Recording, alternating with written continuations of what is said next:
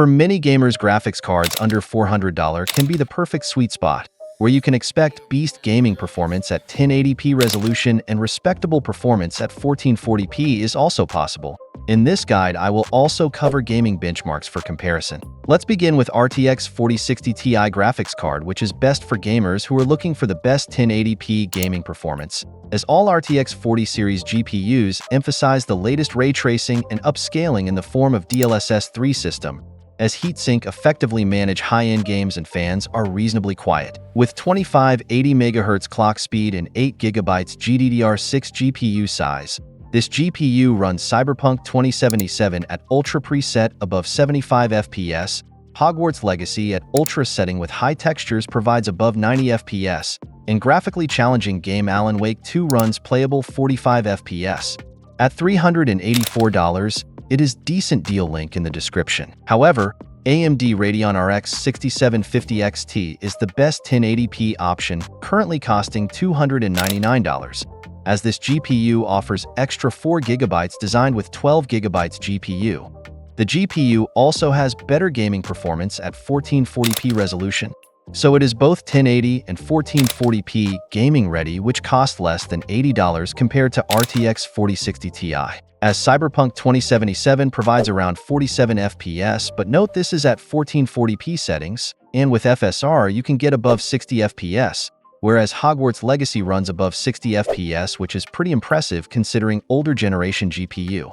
Even though the RX 6750 XT might be slightly faster in some non-ray tracing games. Yet, RTX 4060 Ti is considered a better choice than the RX 6750 XT, especially if you value features like ray tracing and future-proofing, as 4060 Ti offers significantly better performance in ray tracing intensive games, and generally has better performance across a wider range of titles. However, FSR do help to elevate visual quality, but it is not as great as DLSS 3, and most of the time it's out of stock. Link in the description, check the latest price.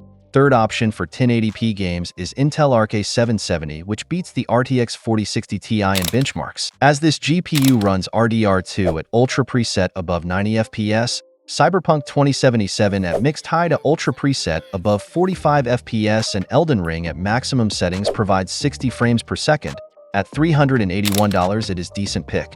Even though it has ray tracing support, but DLSS 3 makes it RTX 4060 Ti better than Intel Arc A770. So overall, RX 6750 XT is better at raw performance, but if you want upscaling of DLSS 3, RTX 4060 Ti is still the best GPU under $400. In second position, we have AMD Radeon RX 7700 XT, the best 1440p GPU, especially if you are at tight budget, as you need at least 12GB GPU size for smoother gameplay, as Cyberpunk at Ultra settings with high reflections runs above 70 FPS, which is impressive as it is paired with low-end Ryzen 5 5600 CPU.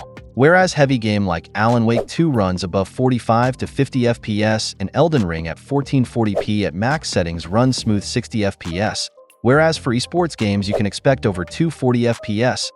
Overall, if you can stretch your budget to $399, it's a fantastic option. At first position, we have AMD Radeon RX 6800 XT GPU, which is designed with 16GB VRAM GPU, makes it future-proof graphics card at the moment, as it is the best GPU for 1440p games, but you can also run few games at 4K depending on the settings you set. However, you might not achieve high FPS on 4K, yet games are playable, and you can also use FSR to support upscaling in games. Currently available at $420, but worth considering.